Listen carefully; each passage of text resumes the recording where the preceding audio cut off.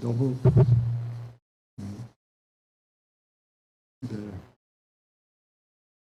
자, 우리는 그렇지만 하여튼 요 말이 좀 다른 데로 왔지만 그 유가자의 경우와 달리 우리는 윤회를 받아들일 때 저는 많은 것들이 설명되고 또 윤회를 받아들일 때 우리가 생명체로서 순환하고 있다라고 하는 걸 받아들일 때 그 가장 단순하면서 집적인 호소력은 바로 황금률에서 나온다고 생각합니다.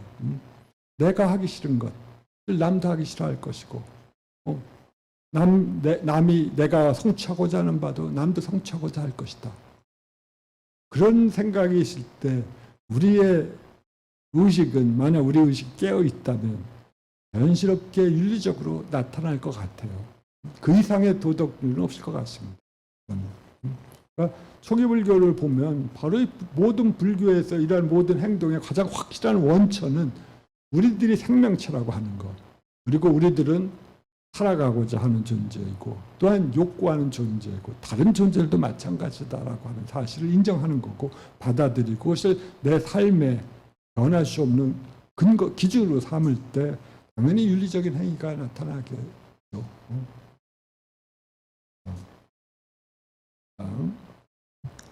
그렇다면 이 뭐 업의 효력을 받을 때 우리는 뭐 예를 들어서 뭐 통속적인 설명, 업이 어떻게 전달되는가 하는 방식도 역시 이론적인 차원에서 묻을 수도 있겠죠. 그렇지만 이건 철학자들의 물음이었을 거고 보다 통속적 차원 속에서 우리가 뭐 염라대왕을 갖고 얘기한다고 하더라도 뭐 전혀 사실은 저는 뭐 상관이 없다고 생각을 합니다. 모든 윤회적인 컨텍스트는 기본적으로 세속제의 적용 범위니까 거의 우리들의 어떤 업을 지으면 뭐 통속적으로 염라대왕 앞에서 자명대에서는 모든 죄가 쫙 나타나고 실시로 뭐 또 저울에 올라가면 선업과 악업에 따라서 내려가고 올라가고 한다는 그런 통속적인 설명 방식이 있고 그러한 방식은 저희 그러한 업을 저희 설명하고자 하는 시도겠죠. 그것들이 저는 물리주의자 설명보다 더 현명해 보입니다. 솔직히 말씀드립니다. 네. 하여튼 그렇지만 불교가 이것들을 설명을 하기 시작했을 때 뭐 다양한 설명 방식이 나타나고 그것들은 불교 텍스트에서 뭐 파들에 따라서 설명되어지는 방법이죠. 종자로서 나타나든 득의 방식으로 나타나든 아니면 알라야식 속에 모든 정보들이 저장되든 간에 말입니다. 그러한 방식으로 이렇게 업들이 어떻게 과거에 우리가 행했던 어떤 정보들이 현생에서까지 전달되고 또 미래까지 우리가 해탈하지 못하는 미래까지 계속 전달되는가 하는 것들을 소위 시스템적으로 설명하고자 하는 시도들이 인도 불교에서 이루어졌고 그 중에서 가장 그럴듯한 설명이 뭐 유식학파의 알라야식 종자설이었다고 평가되고 있습니다.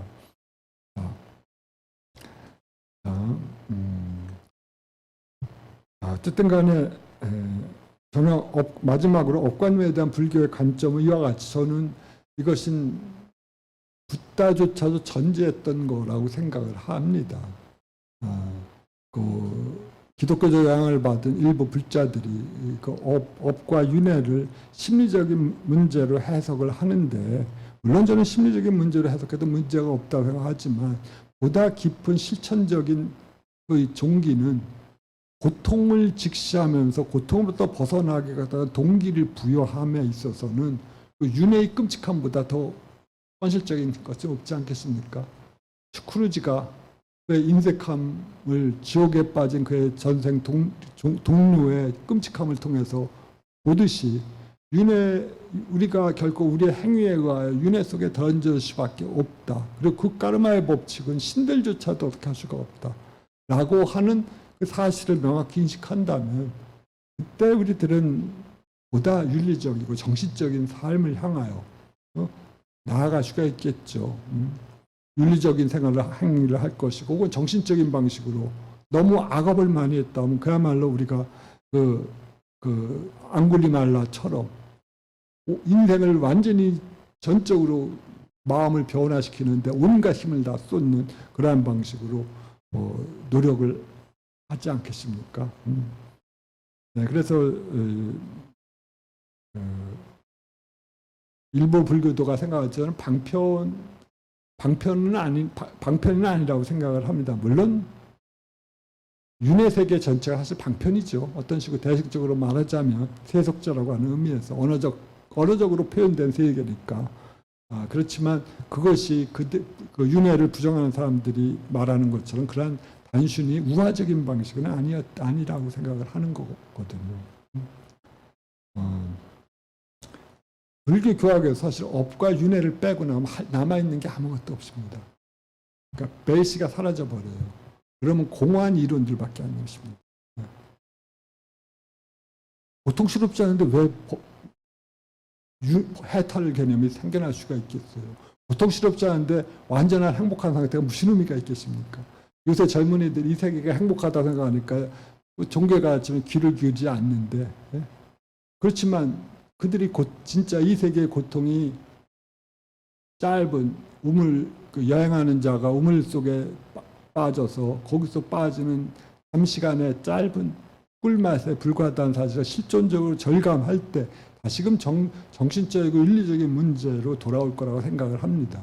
지금 같은 세속적인 소위 대량 산업사회 속에서 마지막 발악을 하고 있는 시대겠죠. 지금 시대는 얼마만큼 CO2가 버텨질지, 얼마만큼 인간의 그 탐욕이 버텨질지 모르겠지만, 그러나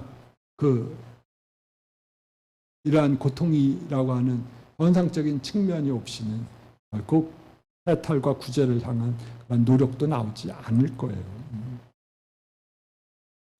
따라서 저는 이 업이라고 하는 것이 어떤 점에 창조적인 인도의 발견이었다고 생각을 합니다. 까르마의 법칙이라고 하는 것이요.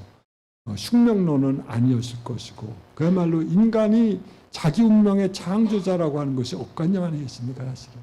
인간은 내가 행한 그대로 받는다. 그러니까 네가 부탁해서 말하자면 네가 내 생에 좋은 상태로 태어나갔다면 좋은 일을 하면 되고, 네가 내 생에 고려하지 않고 어떤 식으로 태어나야 좋아라고 하면 막 살아도 되는 거겠죠.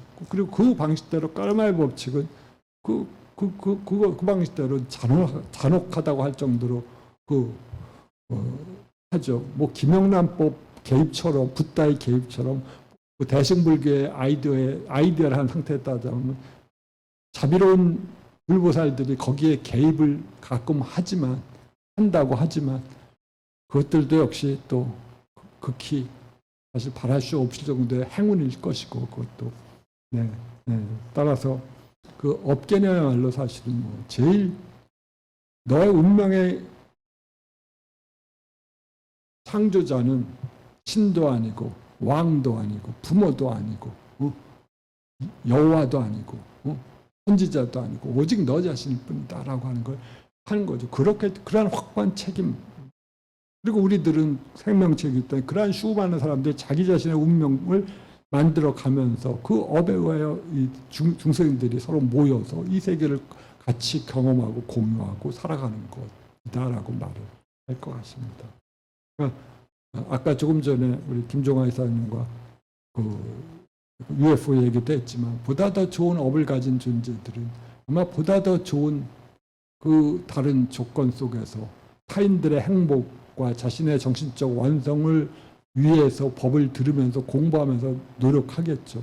그런 자들이 그러한 소위 뭐랄까요, 집단 지성이 만약 인류에게 확보되었을 경우에 우리도 새로운 정신적 더 높은 차원의 문화로 발전할 수가 있지 않을까 생각을 듭니다. 지금과 같은 그러한 대립적이고 그와 같은 소위 남이 잘 사는 거 보면 배 아픈 그러한 업의 까르마의 법칙조차도 받아들이지 못하는 상태에서 어떻게 타인의 행복을 위해 적극적으로 기여하는 그러한 보다 더 좋은 재생의 상태가 기대할 수가 있겠습니까?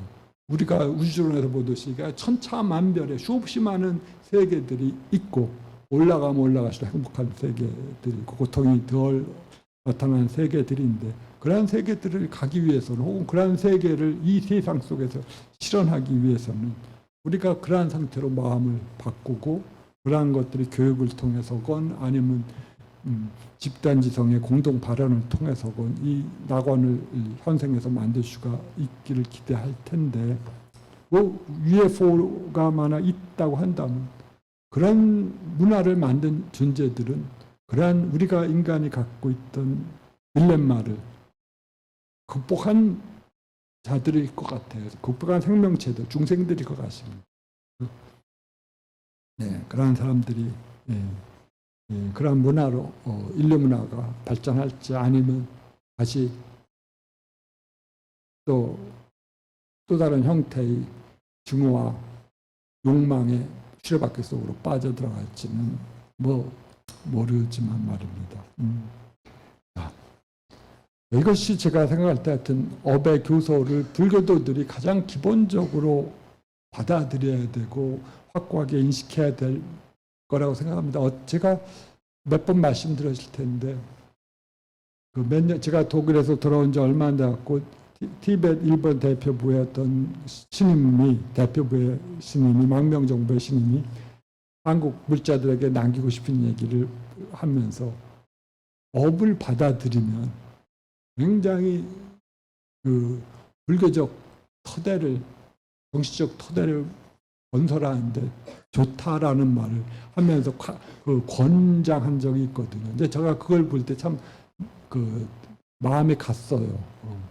사실 많은 것들이 업을 받아들인다면 더구나 소극적인 의미에서 업을 규정되는 것으로서 업의 작용뿐만 아니라 우리가 만들어가는 측면에서의 업을 받아들인다면 우리들은 분명히 전에 다른 불자로서 혹은 살아갈 수가 있을 거라는 생각이 들었습니다. 네, 하여튼 오랫동안 들어주셔서 감사합니다. 네.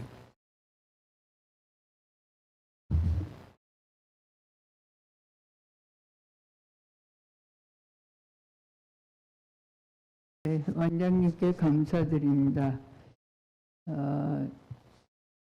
그 고경호 회장님이 좀 개인 사정이 있어서 토요법회 못 나오고 저도 조금 제 개인적인 내 사정으로 조금 부실하게 진행이 되었습니다. 유마정사의 상수도 공사가 완료되었습니다. 그 관에서 하는 공사비는 대략 540만 원 조금 넘게 들었고요. 그다음 내부로 끌어오는 그 공사비는 지난 일요일 날 하루에 다 해서 240만 원 정도. 그게 800만 원이 조금 안 들었는데 연화지장회에서 900만 원을 보시를 해줬습니다. 그래서 무사히 잘 마쳤습니다. 이제 두 가지 방법으로 했어요. 지하수만 쓸 필요가 있을 때에는 지하수만 쓸 수가 있고 상수도를 써야 할 경우는 상수도를 쓸 수 있도록 좀 편리하게 하기는 했습니다. 그리고 지금 우리 안성두 원장님께서 6월 8일부터 지금 불교문화 강연 원효학당 강의를 하시려고 하니까 안성두 원장님께서 이 부분은 말씀을 조금 해주시죠. 원장님. 오히려 더 잘하실 텐데. 네, 안녕하십니까. 저희 지난 몇 년간 계속 저희가 특히 코로나 때는 저희가 지난 몇 년간 원효학당이라고 하는 이름을 살리면서 저희 좀 한국불교원고에서 이루어진 어떤 학술 활동이나 불교 포교 활동을 보다 한국불교원 회원님들을 넘어서 사회에 널리고자 하는 시도가 계속 있어 왔었습니다. 뭐 부분적으로는 뭐 성과도 있었고 그렇지만 또 역시 직접적인 대면 강의에서는 여기서 모여봤다 30-40명밖에는 안 오셔가지고 힘들었었는데 코로나 이후로 저희가 그것을 인터넷 강의로 대체하는 바람에 세 번 강연 자체에서 때로 많은 경우는 160명까지 들어오고 보통은 70명 정도, 70-80명 정도 들어와셔갖고 해서 다시 유용할 수도 있겠다 생각이 들어서 이 수요일에 꼭 하기 때문에 수요 강좌라고 강좌라고 했는데 수요 강좌, 원효학당 수요 강좌인데 그러니까 원효학당 토요 강좌 하면 토요 강좌가 있을 수도 있고 그렇게 되겠죠. 그래서 이번에도 하는데 원효가 한국불교 위대한 새벽이라고 한다면 도대체 왜 어떻게 원효는 한국불교 위대한 새벽을 열었는가 하는 그 점을 좀 부각시키기 위하여 또 원효학당이라는 제목에도 맞고요. 또 원효라고 하는 인물은 사실은 또 이상하게 한국불교는 불교 도입한 지 얼마 되지 않았는데 가장 위대한 인간이 되고 그 다음에는 줄곧 하향 길만 지금까지 2,500년 계속 내려오고 있습니다. 제 생각이요. 그렇고요. 하여튼 그런 인물인데 그래서 저희 원효는 당연히 여러 회원님들 다 잘 아시지만 그래도 최근에 원효에 대한 학문적인 연구가 비교하실 정도로 많이 발전됐거든요. 원효 연구는 우리 이경 교수님께서 돌아가신 우리 1914년대 여기를 할 때 66년도인가에 원효 사상이라고 원효상 1로 해가지고 서울시 문화상까지 받을 정도로 센세이션한 관심을 불러일으켰던 그 분야입니다.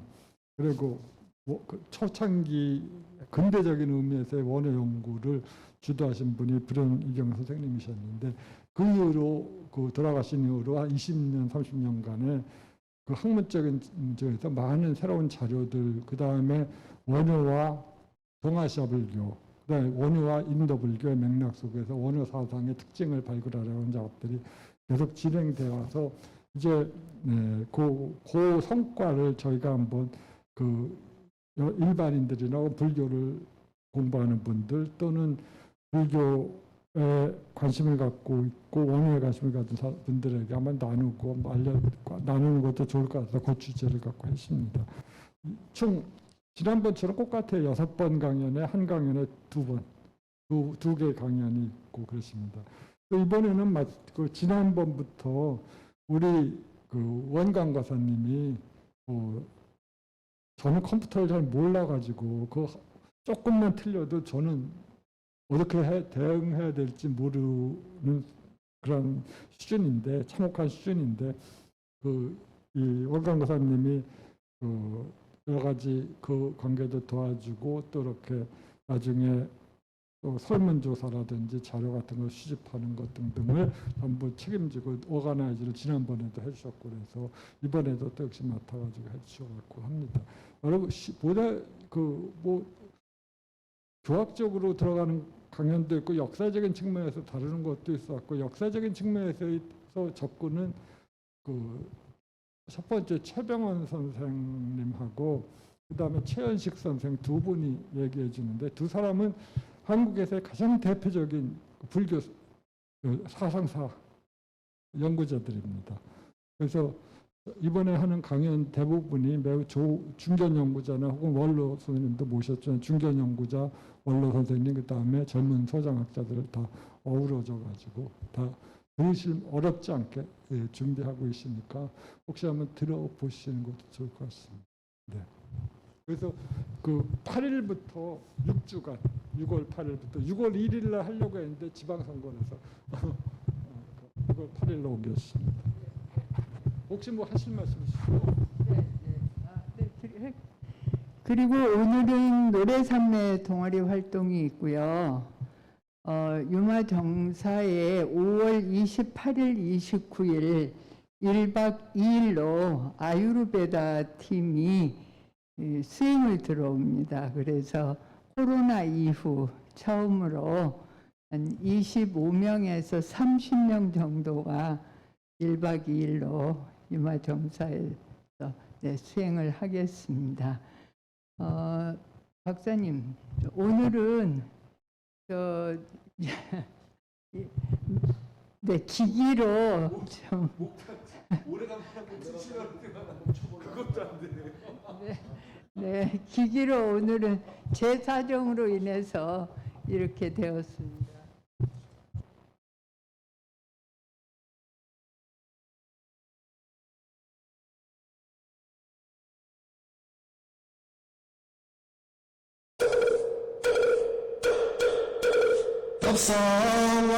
법성원무예상 제법 부동 본래 정무명상 절일제 정제 소재 비하의 경진성 신신공미묘 불수자성 수연성 일중일체 다중 일적일체 다적일미 진중함시방 일체진중 영여시 무량원겁적일 일념적시 무량거 구세십세 호상적 응불장난 격별승 조발신시변정 생사열반 상공화 이사명면 무분별 십불보연 대인격 영인해인 삼매적